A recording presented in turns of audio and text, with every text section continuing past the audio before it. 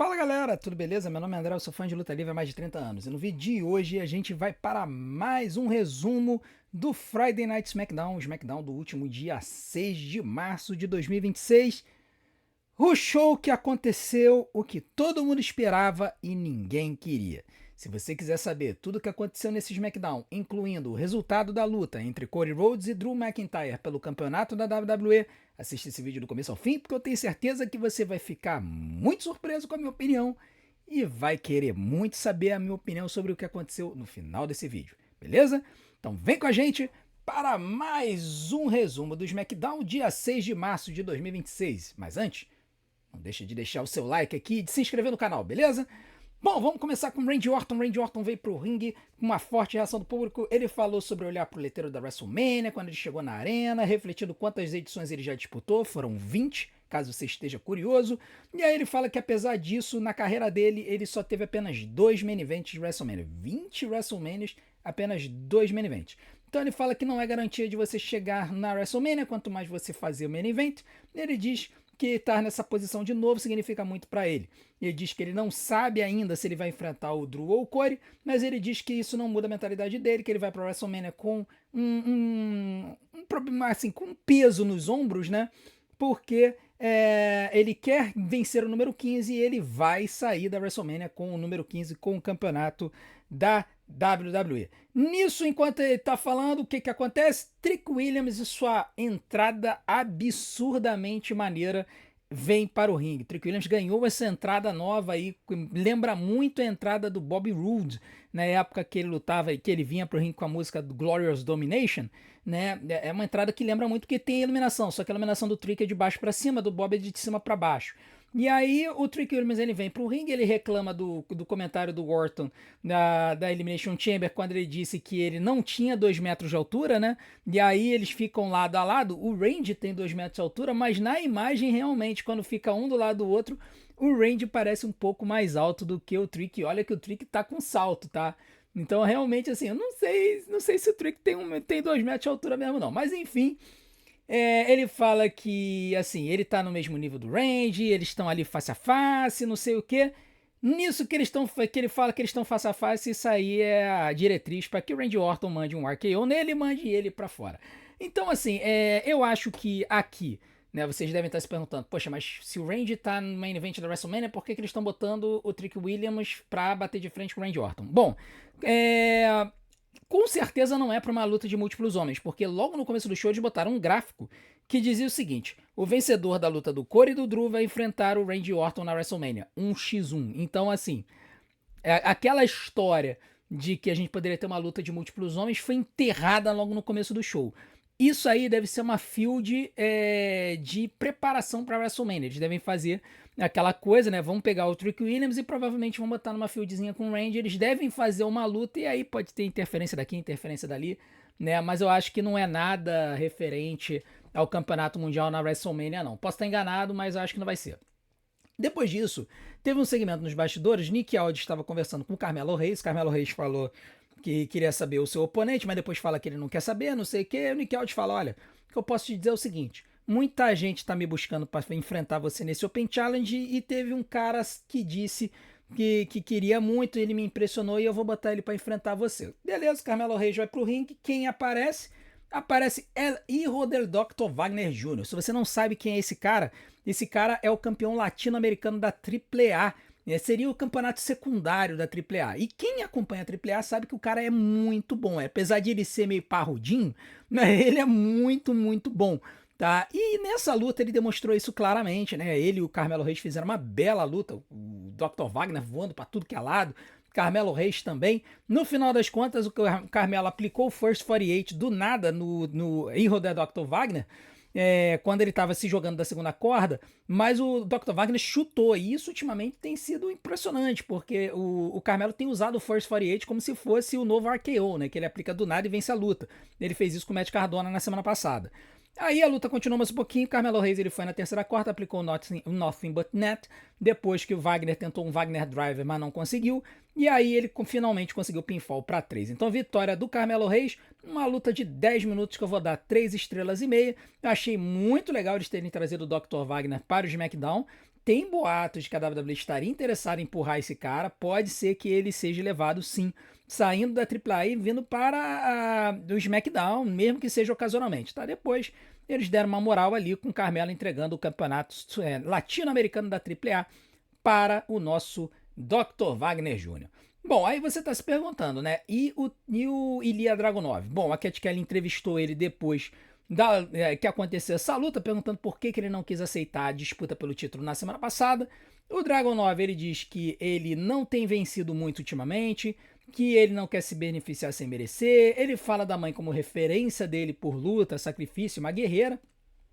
E ele diz que ele quer, que quando ele é chamado de guerreiro, ele entende que ele está homenageando a mãe dele, que ele vai esperar o momento certo para voltar a disputar o título. Nisso aparece o Demis. Demis aparece, critica a postura do Dragunov, ele querendo ser o líder do vestiário, né? Para poder mentorear os atletas. E aí ele diz que um lutador sempre deve dizer sim a uma chance, ou seja, o Dragunov deveria ter aceitado a chance pela luta.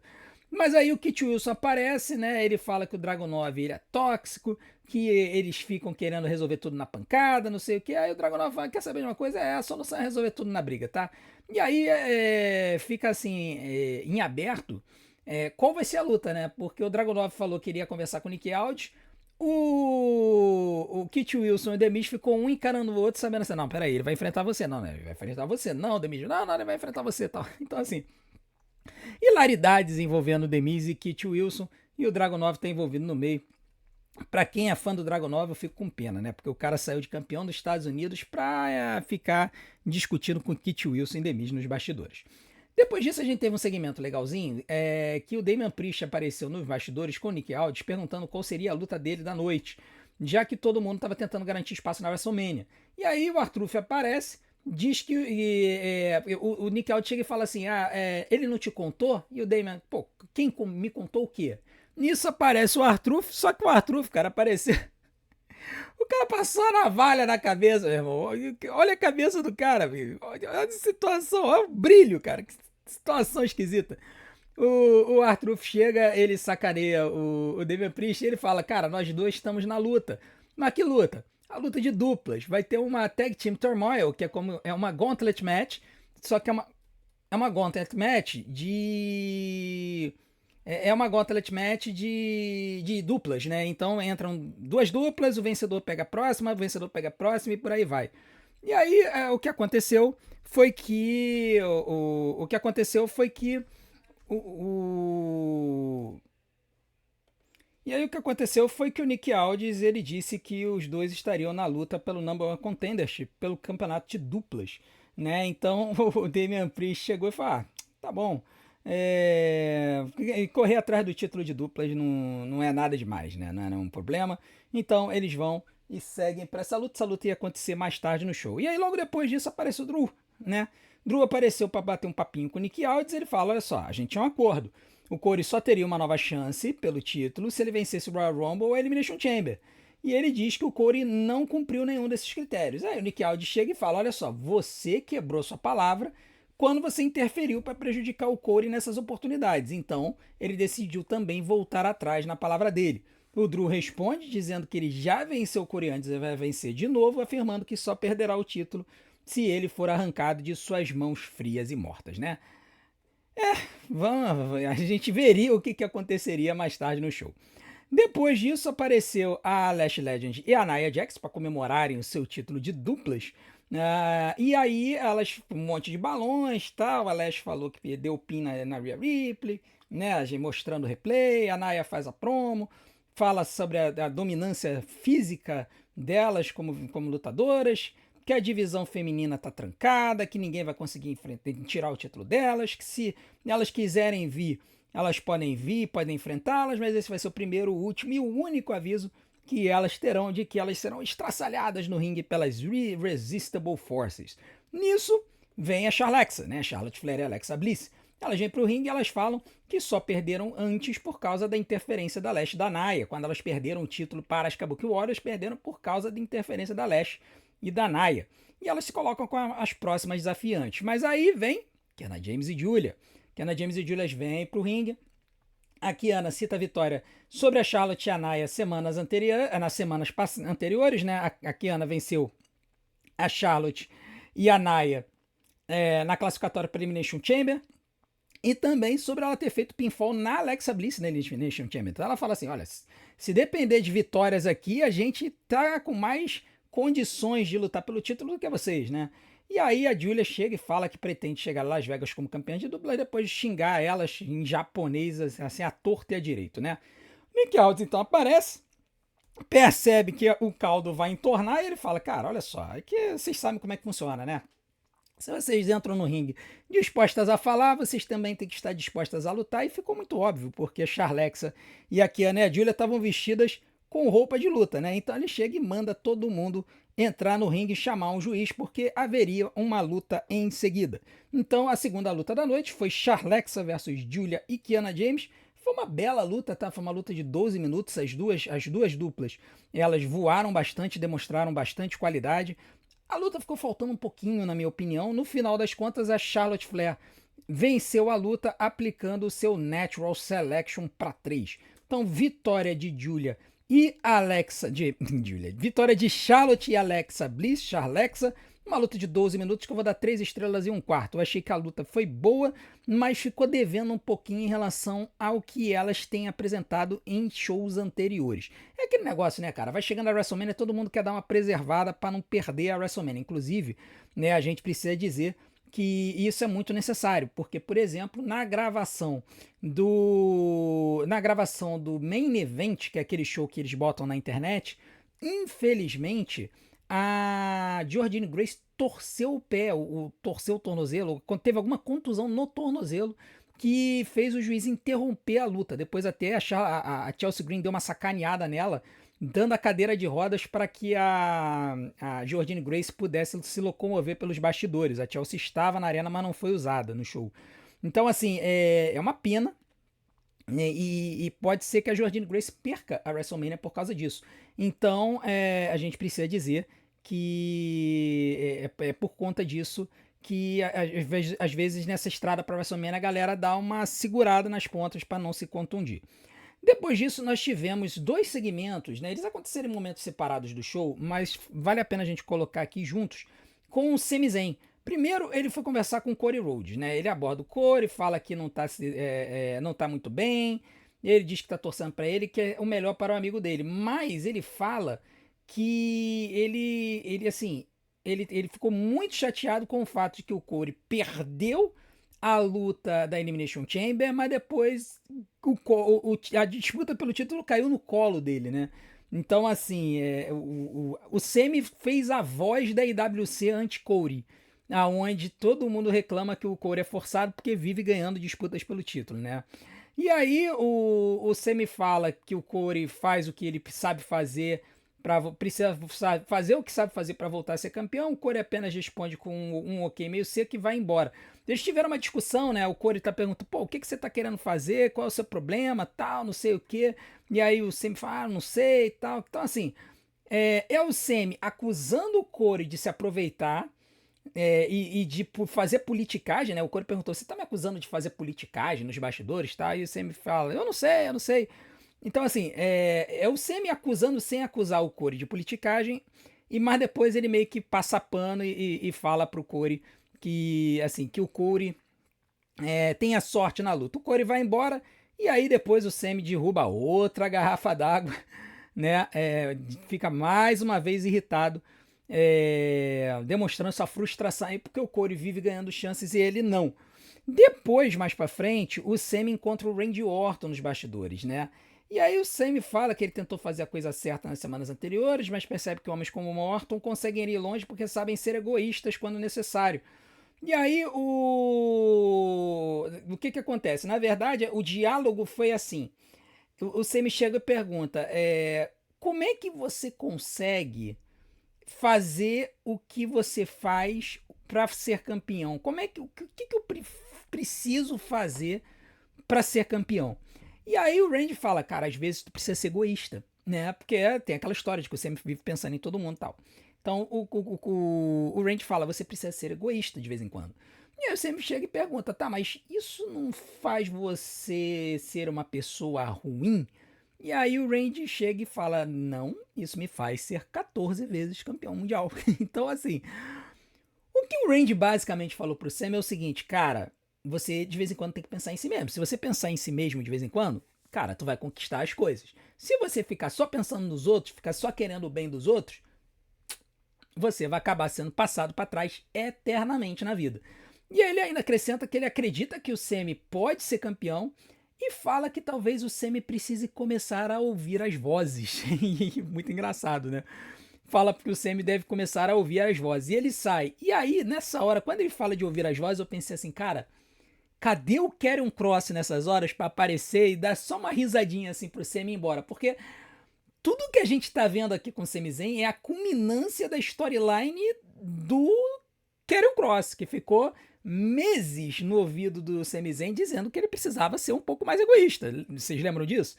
Pois é, só que quando o Randy sai, quem aparece é o Aleister Black junto com a Zelina. Então o Aleister Black tá fazendo o papel certinho, direitinho do Karrion Kross, cara. Aí eu fiquei assim, putz grila, cara.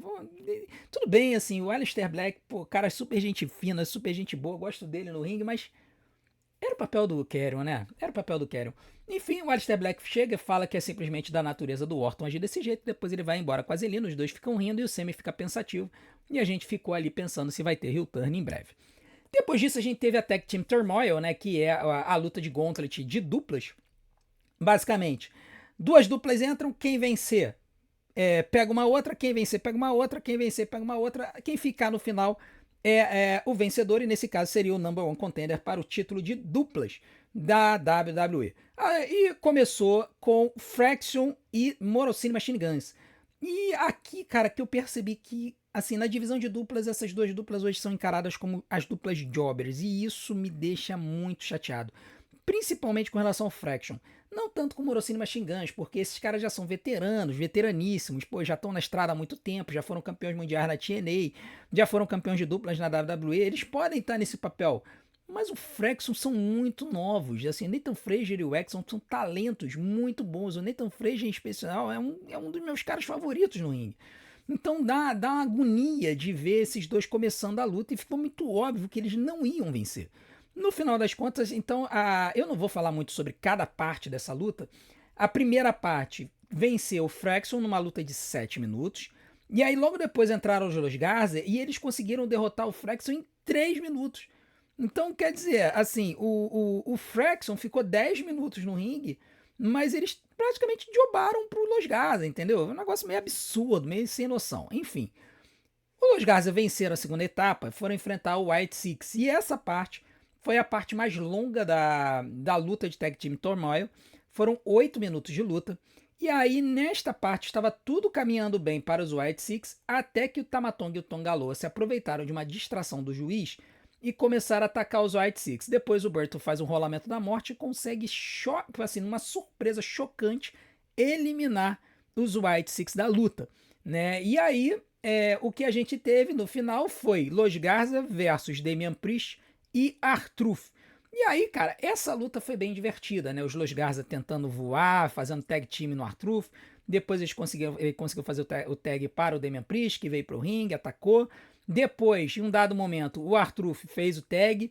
Ele utilizou os movimentos do John Cena, não sei se vocês perceberam, ele está de jorts em homenagem ao seu herói de infância. Depois eles aplicaram aí um South of Heaven com um AA combinado, fizeram pinfall juntos e venceram em 7 minutos o segmento final. Vitória de Damian Priest e R-Truth. Desculpa, correção. Vitória de Padre Damião e Ron Cena. Impressionante, gente. O segmento final foram 7 minutos. O tempo total da luta, 25 minutos. Eu vou dar 3 estrelas e meia. Tiveram partes que eu gostei, tiveram partes que eu não gostei. A luta tecnicamente foi muito boa. E tiveram algumas partes interessantes, como a interferência dos MFTs para tirar os White Six da luta. E Damian Priest e R-Truth vencendo. Desculpa, eu errei de novo. Padre Damião e Ron Cena, né? Venceram de novo. Então, os dois vão para enfrentar os MFTs pelo título de duplas. E eu tô torcendo muito para que eles vençam, tá? Porque Eu não aguento mais White Six e MFTs lutando pelo título de duplas. Eu quero que qualquer um tire esse título dos MFTs, que seja o Padre Damião e o Ron Cena. Eu não vou reclamar nem um pouco de que esses dois tirem o título dos MFTs. Depois disso, a gente teve o segmento no ringue da Rhea Ripley com a Jade Cargill. A Rhea entrou primeiro no ringue, falou que se a Jade tem muito a falar para ela, que fale na cara dela. Isso fez a Jade Cargill entrar no ringue, né? E ela começa a promo dizendo que ela respeita a Rhea. Ela começa a promo apertando a mão da Rhea. E aí ela diz, olha, eu respeito você, respeito suas conquistas, o apoio dos fãs, o fato de que você conquistou a luta da WrestleMania de forma legítima, a Vera. Mas, e aí ela começa a dizer que ela respeita o quanto a Rhea trabalha o corpo dela, né? Apesar de que ela é um pouquinho maior, não sei o que e tal. E aí ela chega e fala, olha, eu não tô impressionada não. Seus braços são grandes, mas os meus são maiores, suas pernas são grandes, as minhas são maiores. Ela entende que ela é mais poderosa em tudo, e aí ela chega no final e ela diz que ela vai bater na Rhea na WrestleMania sem que ela possa fazer nada. E aí a Rhea chega e responde e fala o seguinte, você realmente é impressionante fisicamente, né? Você tem um ombro um pouquinho maior do que o meu, você tem a perna um pouquinho maior do que a minha, tem certamente a mão um pouquinho maior do que a minha, o que eu não entendi nada, né, na hora, porque a história da mão. E aí ela chega e fala o seguinte, olha, o seu corpo ele é feito para exibição, para aparecer.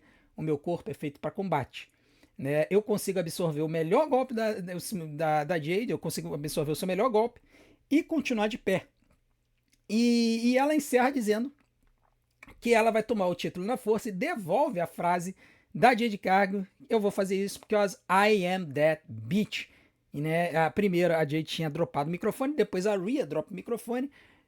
Parecia que as duas iam sair na mão, mas não saíram. A Rhea simplesmente saiu do ringue e ficou por isso mesmo. Foi uma bela promo das duas, eu achei uma bela disputa de promo das duas. Avança um pouco mais a história e eu acho que isso aí vai dar bom.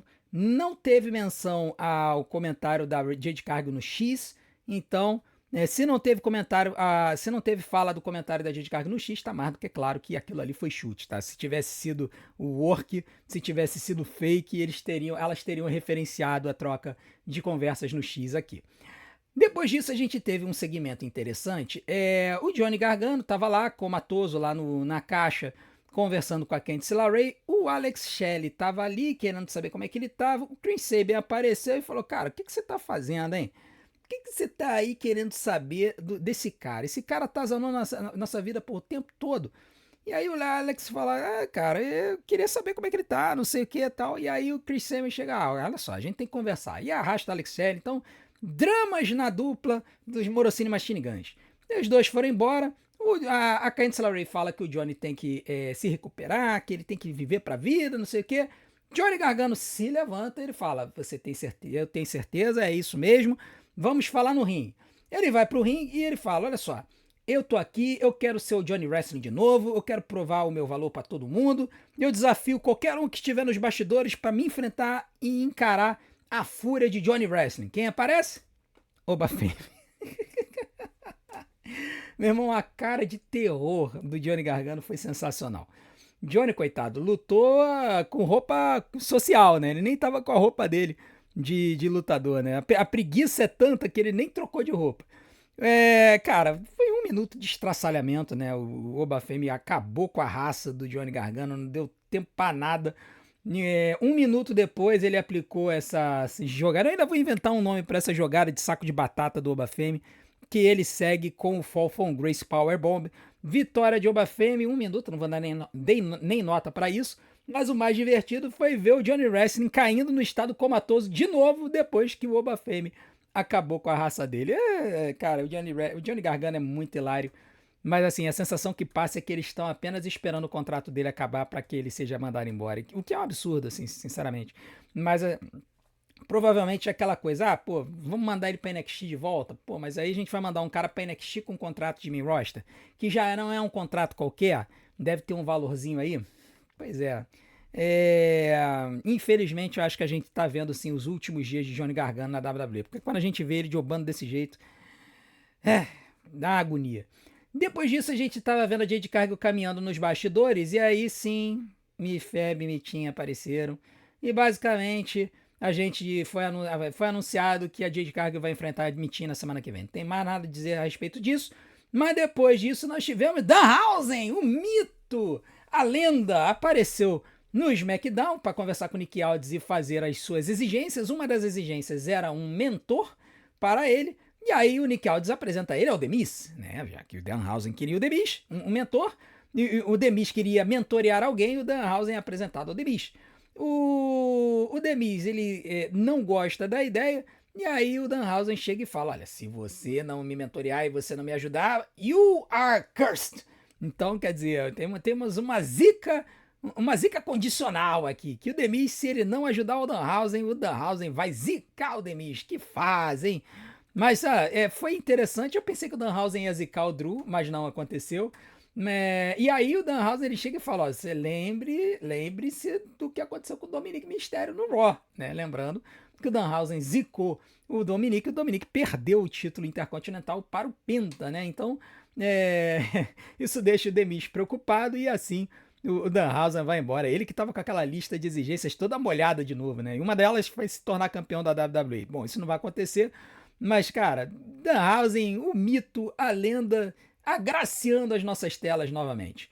Depois disso, finalmente nós tivemos o Main Event, né? O Main Event entre o Cody Rhodes e o Drew McIntyre, valendo o campeonato da WWE. E durante o anúncio, o Mark Nash surpreende a todos quando ele fala simplesmente que para vencer essa luta, apenas pinfall ou submissão. Ou seja, esta era uma luta sem desclassificação e sem count-out. Isso não foi anunciado. Foi anunciado somente no ringue, foi uma surpresa completa e praticamente dedurou o resultado, né? Então, o Cody e o Drew começaram a se engalfinhar no ringue. O Cody começou com movimentos de grande amplitude, com o seu Disaster Kick e o Cody Cutter, mas o Drew conseguiu sair fora. Depois eles continuaram, teve um superplex que o Drew McIntyre engoliu da terceira corda, doeu pra caramba. Depois o Cody conseguiu aplicar um Figure 4 Leg Lock, um tipo de submissão que hoje em dia não é mais muito aplicado, mas que eu sempre gostei. Aliás, se você quer saber se esse golpe aí machuca, tenta fazer um Figure 4 Leg Lock numa pessoa e pergunta pra ela, tá? Que eu vou te adiantar é o seguinte, de fake esse golpe não tem nada, tá? Depois a luta continuou, foi pra fora, o Cody setou uma mesa, né, uma mesa Slim Jim, e aí o Drew conseguiu pegar o Cody e mandar um powerbomb nele na mesa, jogou o Cody pra dentro do ringue, a luta continuou, o Drew chegou e mandou um Crossroads no Cody pra 2, rapaz, quando a luta começa a ter um lutador mandando o finalizador do oponente é porque o negócio esquentou. O Drew manda o Cody Cutter no Cody para 2 e o Cody mandou um Claymore no Drew para 2. Também teve. A luta continuou. O Cody foi mandar um outro Disaster Kick, só que aí o Drew puxou o Charles Robinson para cima dele. E aí o Cody acertou o Charles Robinson e o coitado do Charles caiu como se tivesse tomado um tiro no chão. E aí ficou aquela coisa, tá sem árbitro. O Drew chega a mandar um Claymore no Cody, mas não tinha árbitro para pegar o pinfall. E aí, cara, o pessoal chama um outro árbitro, né? Acho que é o Cody que chamou outro árbitro depois da sequência da luta. E aí, esse outro árbitro, quem chega é o Dan Engler. E esse Dan Engler é o mesmo árbitro que teve problema com o Drew lá atrás, quando o Drew foi tentar mandar o Claymore no Cody na mesa e o juiz interrompeu e impediu. Lembram disso? Isso aconteceu lá naquela luta do Drew e o Cody pelo título. Eu não lembro se foi no WrestlePalooza, se foi no Saturday Night Main Event. Isso foi no ano passado. E aí o Drew atacou o juiz, aí depois o Drew teve que pedir desculpas pro juiz. Lembra dessa história toda? Foi esse cara aí. O Drew não gostou nada, acabou mandando um Glasgow Kiss nele. E aí o Dan Engler caiu, ficou sem árbitro de novo, ele saiu para pegar uma cadeira. Quando ele saiu para pegar uma cadeira, quando ele volta e vai dar a cadeirada no Cody, simplesmente do nada aparece o Jacob Fatu. Jacob Fatu aparece e arranca a cadeira das mãos do Drew. Só que ele não faz nada, ele só arranca a cadeira das mãos do Drew e fica rindo da cara dele. O Drew continua lutando, daqui a pouco o Cody consegue pular na terceira corda e mandar um super Cody Cutter e depois ele manda o Crossroads para 3. Sim, senhoras e senhores, temos um novo campeão da WWE, campeão indiscutível da WWE, o pesadelo americano, o chato para os íntimos, Cody Rhodes. Sim, Cody Rhodes venceu o título, é o novo campeão indiscutível da WWE e com isso ele vai para a WrestleMania como campeão. Engulam essa imagem, meus queridos, porque é isso que vocês terão até a WrestleMania. E o main event, provavelmente da noite 1, está definido. Cody Rhodes como campeão, enfrentando o desafiante Randy Orton, em que está em busca do seu 15º campeonato da WWE. Essa luta aí teve 25 minutos de duração, só que o começo dela aconteceu no intervalo, então o iniciozinho, que eles se engalfinharam do lado de fora, a gente perdeu, né? Como era uma luta sem desclassificação, eles se engalfinharam pela rampa, se arrebentaram lá no Titantron, a gente perdeu, infelizmente, esse iniciozinho, e eu vou dar 3 estrelas e 75 para essa luta, tá? Eu acho que foi uma boa luta. O resultado machucou a luta um pouquinho, o resultado da luta. Muita gente no chat deu 4 ou deu 0, né? Porque assim, quem avaliou a luta deu 4 estrelas. Quem avaliou o resultado deu 0, né? Simplesmente deu 0. E, cara, eu acho que a luta em si foi boa, foi muito boa. Deram bastante tempo para ela teve bastante relevância. O resultado foi interessante, um título mundial trocado num show semanal, da mesma forma como o Drew, quando ganhou o título num SmackDown, o Cody venceu um título no SmackDown. E aí, com isso, agora nós temos a definição do Cody com o Randy. O show em si, gente, eu vou dar nota 8, tá? Eu acho que o show foi muito bom. O resultado é óbvio que vai deixar muita gente indignada, porque eu mesmo fiquei chateadíssimo na live. Eu acho que foi uma covardia da WWE de não ter apostado numa luta de múltiplos lutadores. Eu acho que a WWE jogou no seguro para entregar uma luta que realmente muita gente estava pedindo há muito tempo, que é Cody e Randy. Mas isso tirou o Drew para lixo, né? E infelizmente a gente vai ter um Drew versus Jacob, que se não for uma briga de rua, cara, pra mim vai ser mais do mesmo. Eu acho que Drew e Jacob, pra valer alguma coisa, pra ser interessante na WrestleMania, tem que ser uma briga de rua. E no final das contas, eles têm que pelo menos confirmar pra gente que o Drew foi quem atacou o Jacob, porque senão ainda vai ficar essa história aí nas nossas cabeças. Tem a história do Sami Zayn, o Sami Zayn tá querendo tornar heel, assim, só que ele tá querendo tornar heel pra cima do Cody e do Randy, que vão fazer o main event da WrestleMania. Então, assim, como é que vai ficar essa história? Como é que vai ficar o Sami nessa parada? Tem o Trick Williams também. O Trick Williams bateu de frente com o Randy Orton. Como é que ele vai ficar nessa parada? Pô, tem o Aleister Black também, querendo botar caraminhola na cabeça do Sami. Como é que vai ficar o Aleister Black nessa história? Percebam que é tanta gente entrelaçada nesse main event que eles poderiam ter pego os 6 e ter colocado numa luta de escadas pelo título. Teria sido mais interessante. Mas, nessas horas, é o que o pessoal fala. Tem um monte de velho coroco lá no criativo da WWE, bando de covarde, acabou não entregando o que a gente queria. Enfim, nota 8 pro show, podia ter sido muito melhor, mas nota 8. Agora que eu dei essa desopilada, eu quero saber o comentário de vocês. O que vocês acharam do show? O que vocês acharam dessa troca de título? E, por favor, comentem sobre as outras coisas do show, porque senão a gente vai ter um sincerão da galera muito curto e sem graça só falando de Cody e Randy, tá bom? Então não deixem de falar sobre Sami Zayn, não deixem de falar sobre as meninas, não deixem de falar na divisão de duplas, não deixem de falar do Ir do Dr. Wagner Jr., do Carmelo Reis, do Oba Femi, não deixem de falar dessa galera toda, por favor, porque senão o sincerão da galera vai ficar muito sem graça, beleza? Coloquem aqui seus comentários, eu quero saber a opinião de vocês e não deixe de fazer tudo aquilo que a gente pede para ajudar o nosso canal. Deixe seu like, se inscreva no canal, ative o sininho para receber as notificações dos nossos próximos vídeos, deixe seu hype e, acima de tudo, assista o maratona dos nossos vídeos, porque tempo de visualização é o que faz o YouTube divulgar a gente. Eu vou deixar algumas opções aqui na tela para vocês. Desde já, eu agradeço a sua audiência. A gente se vê do outro lado. Um grande abraço. Até a próxima.